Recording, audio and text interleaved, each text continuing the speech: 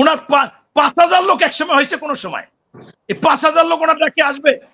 এতে যে অস্থিতিশীলতা হবে এইটাকে বুঝাচ্ছে যে ছোট ছোট দল তখন আন্দোলন করবে না, তারা সরকারে থাকবে। কিসের সরকারে থাকবে? তারা আবার আলাদা চাইবে, এইটা হচ্ছে না, ওইটা হচ্ছে না। এই জন্য আমাদের দেশের জন্য এটা যথার্থ না, সেইটাকেও নিয়ে আসছে।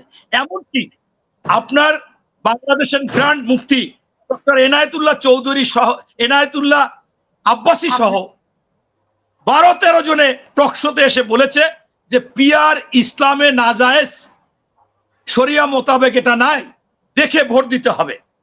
এবং এইটা যে কোনো মানুষ বুঝে যে বাংলাদেশের ক্ষেত্রে যোগ্য না সবাই। আপনি মনে করেন একটা ছেলে খাইরুল কইরে নাম, সে জনকল্যাণ পার্টি করেছে, ওরে রোজ লোকজনে মারে, আমি গেলেও 10-20 টাকা দিই, রাস্তার উপর ঘুমায়, রাস্তায় থাকে। ও নিজেই বলছে যে আমার মা বাপ আমাকে 3-4 বার পাগলা গারোতে দিছে, এখন আমি সুস্থ আছি। এখন সেও তো পার্টি করছে, সেও তো নিবন্ধ চায়। এখন মনে করেন ও আজকে বলতেছে যে যেমন আমি জীবনে তো কোথাও এমপি হইতে পারবো না, কিন্তু আমার যদি 1% ভোট দেয় তাহলে তো আমি 3 জন এমপি আমি হব। কিন্তু এমপি হইলে যে কিভাবে দেশ চালাইতে হবে সেটাও জানি না। আমি এটাও এখন সেট করলাম। এখন আপনার মনে করেন এই অযোগ্যরা একটা জায়গায় মনে করেন সারা বাংলাদেশে 1% ভোট পাইলো, তারা তো কেউ চাচ্ছে না, সে তো যোগ্য এমপি না, তাহলে সেখান থেকে কেন এমপি হবে? যে নির্বাচন, সে তো 3 জন যদি পায়, তার যে যতগুলা নমিনেশন সেখান থেকে তো বাড়াবে। তারা তো নির্বাচন করলো, তাকে তো কেউ ভোট দেয় না, তার তো জামানত বাজেয়াপ্ত হয়েছে। এখন আপনি কি বলবেন? এই যে আপনার জামাতের আমির, ওনারও কিন্তু নির্বাচনে উনি কোথাও হতে পারে না, খুব সামান্য ভোট পেয়েছে। অনেকে বলেছে জামানত বাজেয়াপ্ত হয়েছে। এখন আমি সেই দিকে যেতে চাই না। আমার কথা হচ্ছে কি, বাংলাদেশের প্রেক্ষাপটে এইটা কোনো না, এবং কার বিরুদ্ধে আন্দোলন করতেছে, এই যে যুগপৎ আন্দোলন। আজকে এখন একটা টকশোতে দেখলাম জামাতের একজন ব্যক্তি বোঝা আসলো, আমি নামটা মুখস্থ নাই, সে বলছে যে আমাদের এই আন্দোলন তো যুগপৎ না। পরে উপস্থাপক বললো যুগপৎ আন্দোলন কি? আপনারা 5টা-7টা দল একই আন্দোলন যার যার ব্যানারে করবেন, তাইলেই যুগপৎ আন্দোলন। এখন বলার পরে বলে যে আমরা তো ঘোষণা দিই নাই, যে ঘোষণা দিতে হবে না, পেপার পত্রিকায় এটাই আসে। এখন কার বিরুদ্ধে করবে? আমার কথা হচ্ছে যে যেখানে 50টা দল নিবন্ধিত এই মাসের 16 তারিখে একটা নির্বাচন কমিশন থেকে দিয়েছে, সেটা আওয়ামী লীগ বাদে, অন্য পার্টি বাদে, সেই কেন্দ্রে মাত্র 60টা দল অনুরোধ করতেছে। তার মধ্যে আবার বাংলাদেশ খেলাফত আন্দোলন, তারা আওয়ামী লীগের সাথে নির্বাচনে গিয়েছে 2024 সালের 7ই জানুয়ারি। এখন ওনরা বাদ দিতে চায় যারা নির্বাচনে গেছে, 14 দল, জাতীয় পার্টি সহ 27টা দল গেছে, তার মধ্যে তো ওনাদের সাথেও এখন একটা আন্দোলন করতেছে। সেক্ষেত্রে কি বলবে? এখন সবকিছু মিলিয়ে হচ্ছে নিজের স্বার্থের জন্য যে কোনো সময় আমি কিছু বললেই ওনরা আমার কমেন্টস করে। আমি বলি যে আপনারা নারী নেতৃত্ব খালেদা জিয়ার অধীনেও ছিলেন, শেখ হাসিনার অধীনে ছিলেন, কোরআনে স্পষ্ট আছে নারী নেতৃত্ব হারাম, কিন্তু সেই সময় কেন এটাই গেলেন? আপনাদের সুবিধার জন্য।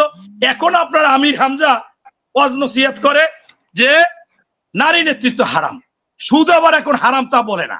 আগে সুদ হারাম ছিল, ডক্টর ইউনূস সাহেব আছে, এখন আর সুদের বিরুদ্ধে একটা বয়ানও দেখি না।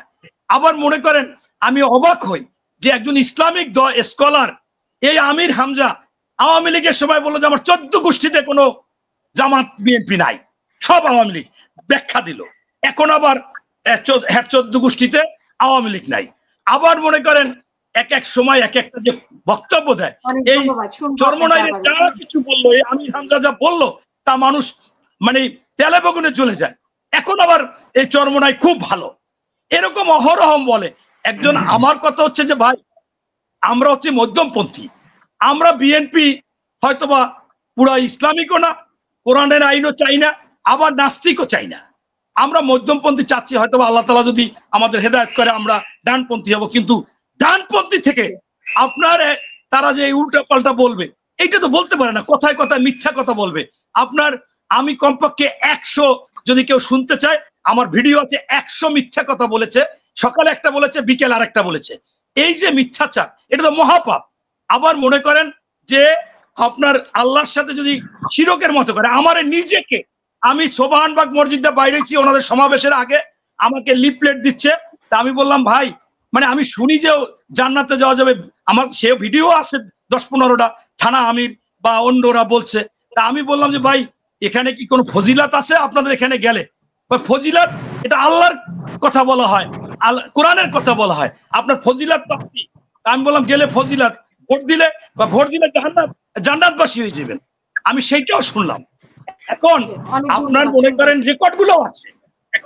এখন আমি সেই জন্য বলতে চাচ্ছি যে আপনি ইসলামের কথা বললে আপনার ওখানে সঠিক থাকতে হবে। এই জন্য আমারে দোষারোপ করেন না।